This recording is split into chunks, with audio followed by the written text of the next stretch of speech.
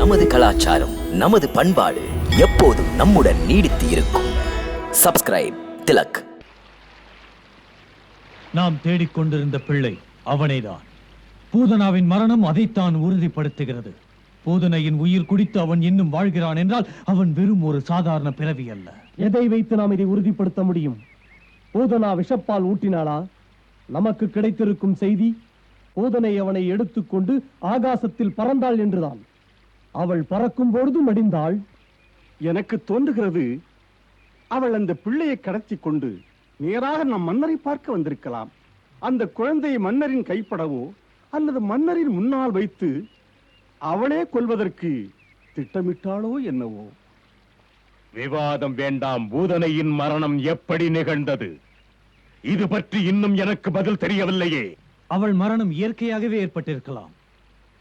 மூச்சுக்காற்று உள்ளவரை உயிர் உடலை செயல்படுத்துகிறது. அந்த மூச்சுக்காற்று நின்று விட்டால் உயிர் பறவை பறந்து விடுகிறது. சாணூரா, அன்று நீ சொன்னதென்ன? இனிமேல் நம் வீரர்களை அனுப்ப வேண்டாம், நமது வலிமை மிக்க அரக்கர்களில் சிறந்தவர்களை தேர்ந்தெடுத்து அனுப்ப வேண்டும் என்றாய். என்னை கொல்ல பிறந்த பிள்ளைதான் கோகுலத்தில் வளர்கிறான். எப்போது அவன் அழியப் போகிறான் என்பதை பற்றி நீ சிந்தித்து முடிவெடு. பொழுது விடுவதற்குள்ளாக கோகுலத்து பிள்ளையை கொல்பவரை தேடி பிடித்து வா. சிந்தித்து செயலாற்று. கொடுத்த பணியை அவன் முடிப்பான் என்பது மட்டும் தெரிந்தால் எதையும் தருவேன். அதற்காக. சரி மன்னா.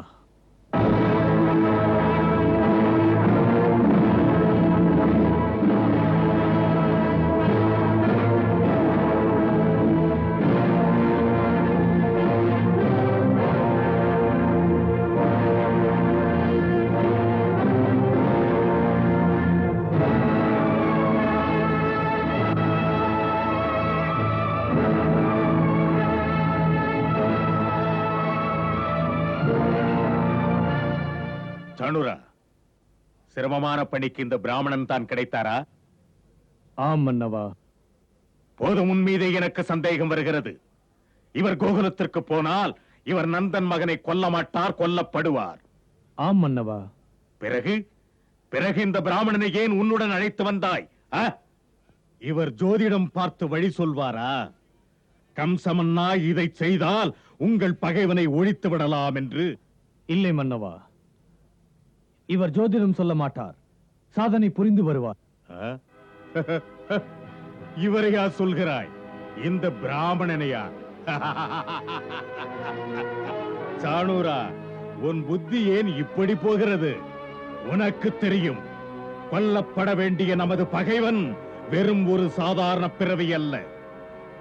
அவனை கொன்று தீர்க்க ஆற்றல் நிறைந்த யாரையாவது அனுப்பு.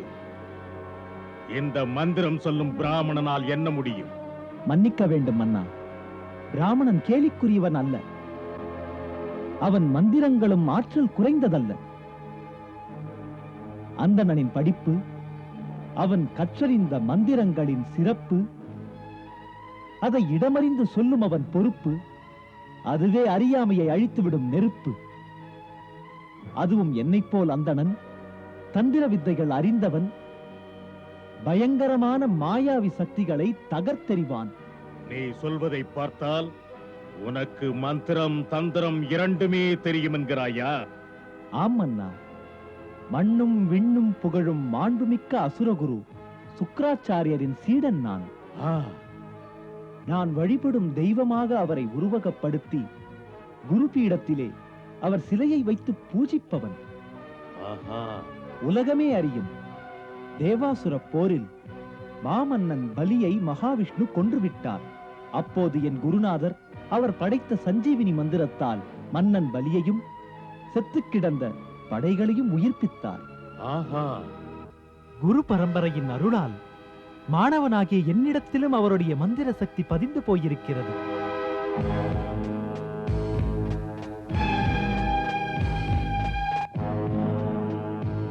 என்னை பார்த்ததுமே உன்னை பற்றி இப்படி விவரமாக பேசவில்லையே. விவரமான பேச்சு வீண் பெருமையாகுமே. மாவீரன் சாணூரன் என் ஆற்றலை அறிந்தவர். அவர் என்னை பணித்தார். மன்னரிடம் சென்று சேவை செய் என்று நான் ஓடோடி வந்தேன். உன் ராஜபக்தி என்னை பெருமைப்படுத்துகிறது.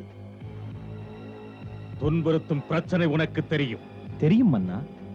சாணூரனிடம் உறுதி கூறியிருக்கிறேன், மன்னரின் கவலையை தீர்த்து வைப்பேன் என்று. இந்த காரியம் கிள்ளுக்கீரை அல்ல பிராமணனே. பிராமணன் சிந்தித்து செயலாற்றுகிறான்.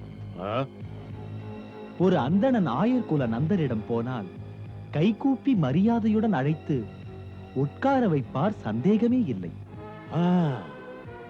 அவருடைய பண்பாடு தாங்கள் அறியாததல்ல. உனக்கு தெரியும். கம்சன் நான் சொல்லுகிறேன், எந்த ஒரு காரியத்தை முடித்துக் கொடுத்தால் உனக்கு பொன் தருவேன், பொருள் தருவேன் கை நிறைய. நான் அறிவேன். நான் வந்த மாளிகை நான் கேட்பதை தந்தனுப்ப தயங்கவே தயங்காது. உனது நம்பிக்கை வீணாகாது.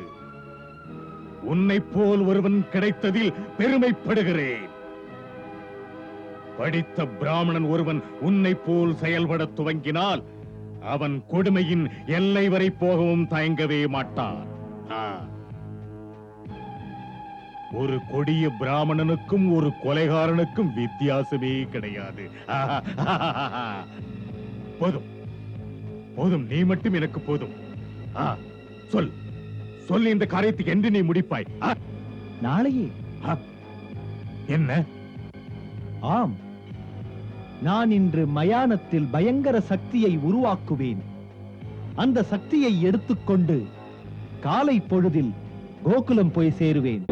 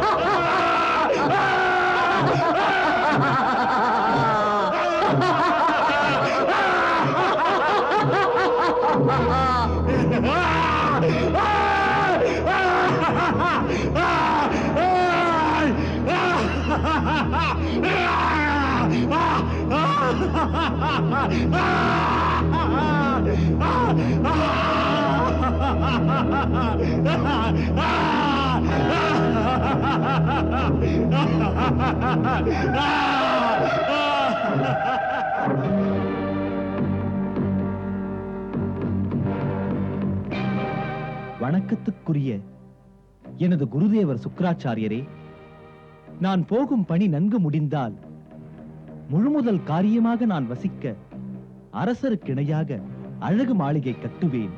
அந்த மாளிகையின் முன்னால் நான் வணங்க அற்புதமான ஆலயம் ஒன்று எழுப்புவேன். எழுப்பிய ஆலயத்தில் தமது சிலையை நான் ஸ்தாபித்து அங்கு நித்தியப்படி புஷ்பாஞ்சலி செய்து போற்றுவேன்.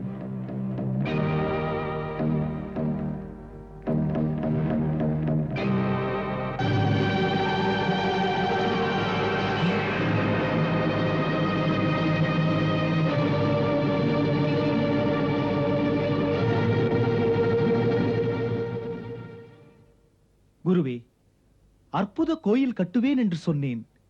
பழையன கழிந்து புதியன புகுவதற்கு இது அடையாளமா? பொன் கிடைத்தால் நிச்சயம் கட்டுவேன்.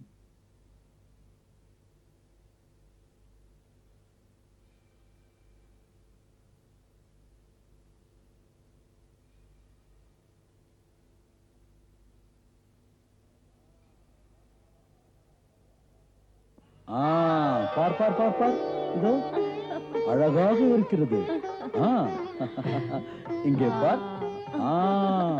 குட்டி கண்ணனுக்கு கொள்ளை அழகு.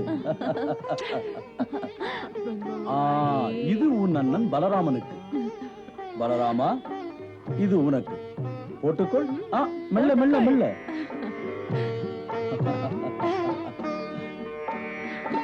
பலராமா, ஏன் போட்டுக்கொள்ள அடம் பிடிக்கிறாய்? உன் தம்பியை பார், எதை கொடுத்தாலும் போட்டுக்கொண்டு சிரிக்கிறார். கோபம் அவனுக்கு. அவர் சொன்னதை கேட்டாய் அல்லவா? சின்ன கண்ணனை பார், கொஞ்சம் விழி இரண்டில் கோடி கோடி குறும்புகள். இப்பொழுது போட்டுக்கொள். போடுங்க. ராஜா ராஜா ராஜா ரோஜா. ஓயே. குழந்தை அல்லவா, கொஞ்சம் விட்டு பிடியுங்கள். அப்படியா? நாளைக்கு உனக்கு ஒரு தங்க கிரீடம் வாங்கி வருகிறேன். போதுமா? நான் வெளியே சென்று வருகிறேன். எனக்காக எல்லோரும் காத்திருப்பார்கள். செல்லுங்கள். ம். லோலோலோலோமா. பொல்லாதவன் நீ.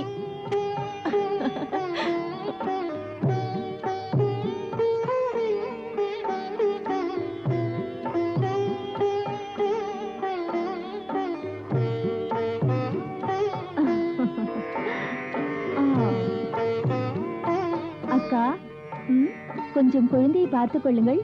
நான் இதோ வருகிறேன்.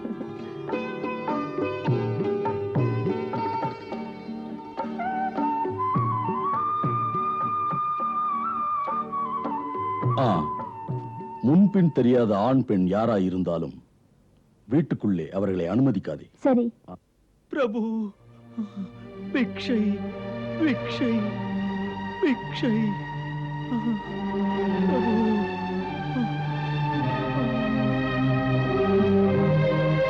பிரபு, பிரபு, பிரபு, பிக்ஷை பிக்ஷை. ஐயா வணக்கம். எங்கிருந்து வருகிறீர்கள்? பிரபு, நான் பானாசுர நகரத்திலிருந்து வருகிறேன். 2 நாளாக பசிக்கு உணவில்லை. வருகின்ற பாதையில் மதுரா நகரம் இருக்கின்றதே. ஐயா, மதுராவில் உள்ள மக்கள் கம்ச மன்னனுக்கு பயந்து பிராமணனுக்கும் பசுவுக்கும் தானம் செய்வதில்லை. அங்கு தீமை கொடிகட்டி பறக்கிறது. யமுனை வழி கடந்து இந்த புனித கோகுல கிராமத்தில் முதலாக நான் உங்கள் வீட்டிற்குத்தான் வந்தேன். நீங்கள் தர்மம் செய்ய தயங்காதவர் போல் தெரிகிறது.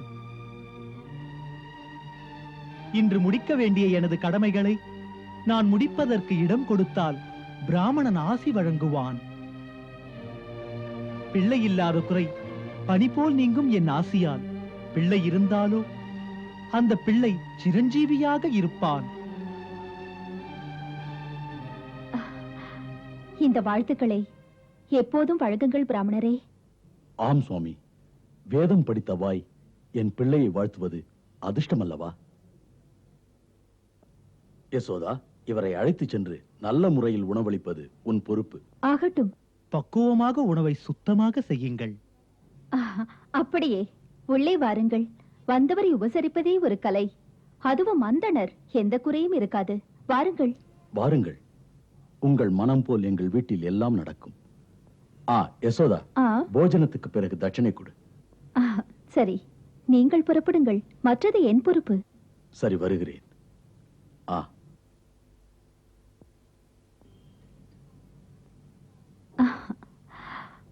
வாருங்கள்.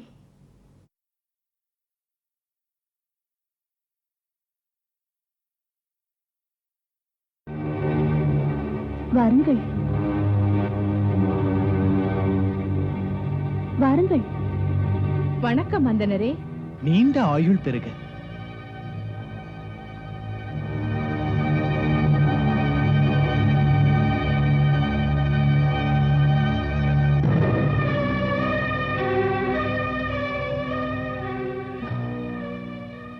இந்த பட்டு விரிப்பு எதற்கு தேவி? ஏழை பிராமணனுக்கு இதெல்லாம் தேவைப்படாது.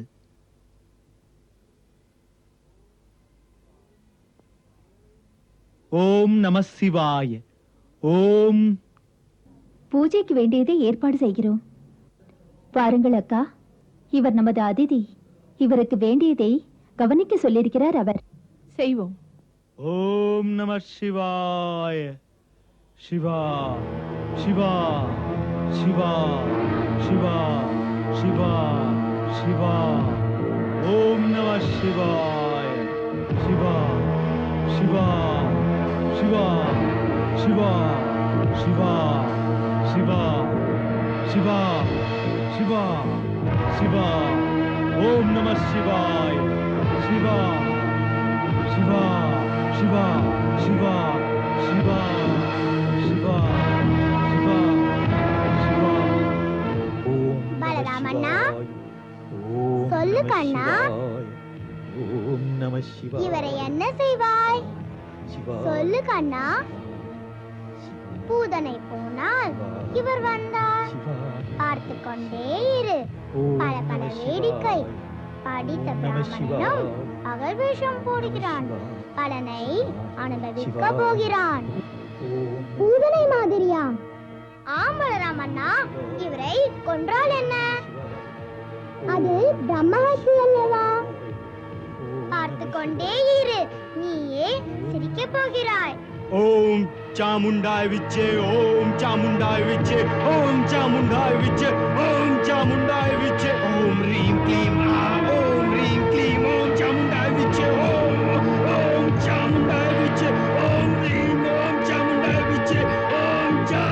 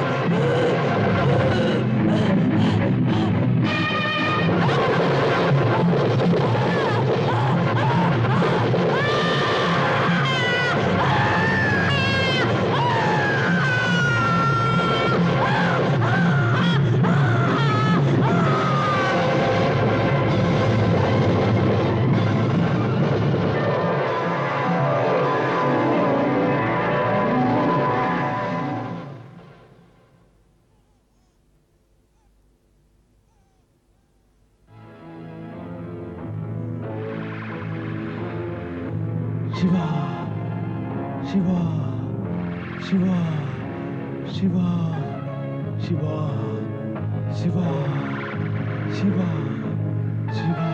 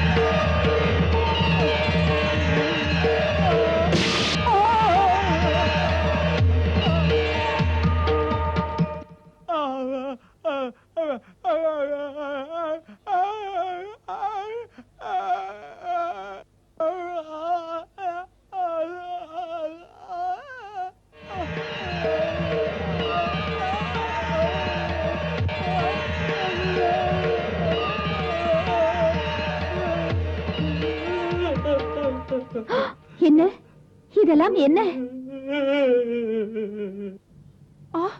யசோதா, விநாயகர் மீது இருந்த மாலை. யசோதா, அதோ அதோ பார், அதை திருடத்தான் இவர் இங்கே வந்திருக்கிறார். இவர் ஒரு மோசக்காரன். சீச்சி, நீங்கள் ஒரு பிராமணரா? நீங்களே இப்படி செய்வதா?